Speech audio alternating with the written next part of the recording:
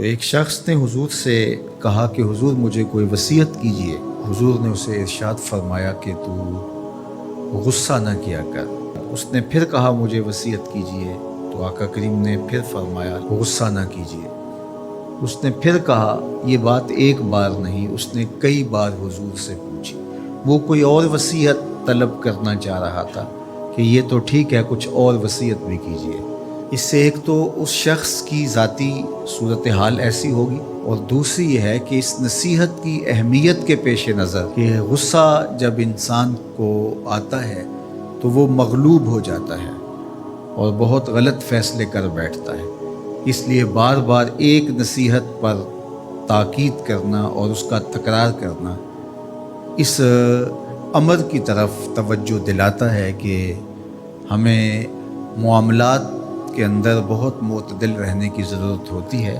جو شخص غصے کو نافذ کرنے کی طاقت رکھتا ہے، ایک تو ہوتا ہے کہ بندہ غصے سے خود اپنے آپ کو بے چین کرے گا، لیکن اپنے غصے کو نافذ نہیں کر سکتا، غصہ نکال نہیں سکتا، خود پیچ و تاب کھائے گا۔ لیکن یہ وہ شخص ہے جو غصے کو نافذ کر سکتا تھا، اس کے پاس طاقت تھی، لیکن اس نے اس کے باوجود غصے کو ضبط کیا۔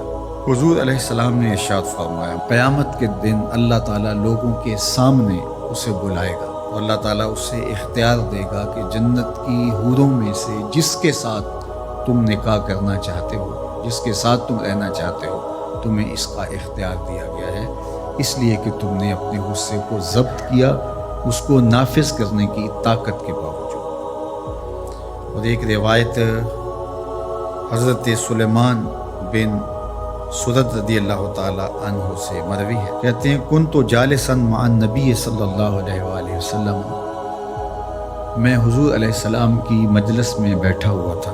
دو لوگ تھے، وہ آپس میں الجھ رہے تھے۔ ان میں سے ایک شخص کا چہرہ غصے سے سرخ ہو گیا، رگیں پھولی ہوئی تھی، اور ایک دوسرے کے لیے سب و شتم کا ماحول پیدا ہو گیا تھا۔ اللہ کے رسول صلی اللہ علیہ وآلہ وسلم نے ارشاد فرمایا، میں ایسا کلمہ جانتا ہوں کہ اگر یہ کلمہ پڑھ لیں تو ان کا یہ غصہ زائل ہو جائے گا، ان کی جو کیفیت ختم ہو جائے گی۔ اور وہ کیا ہے؟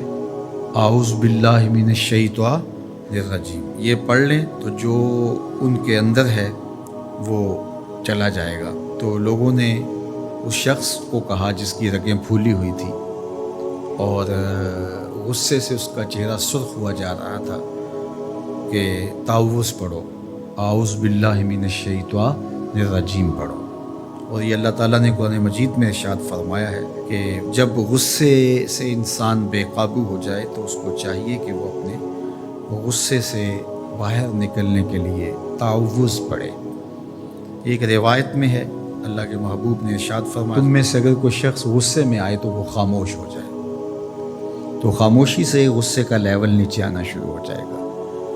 اور ایک روایت میں ارشاد فرمایا، جب تم میں سے کوئی شخص غصے میں ہو تو وہ کھڑا ہوا ہو تو وہ بیٹھ جائے، اور اگر اس کا غصہ اس سے زائل ہو گیا تو ٹھیک، ورنہ لیٹ جائے۔ یعنی اگر وہ کھڑا ہو تو بیٹھ جائے، اور اگر بیٹھنے کے باوجود بھی غصہ ختم نہیں ہونے پا رہا تو لیٹ جائے، خاموش ہو جائے، تعوذ پڑھے اور بیٹھ جائے، یا پھر لیٹ جائے۔ تو یہ چار صورتیں غصے کو کم کر دیتی ہیں۔ تو غصے کو نافذ کرنے کی بجائے کوشش کرنی چاہیے کہ غصہ جو ہے وہ فروغ ہو جائے، چونکہ غصے میں انسان ایسے امور کر لیتا ہے کہ بعد میں اس کو سخت پچھتاوا ہوتا ہے۔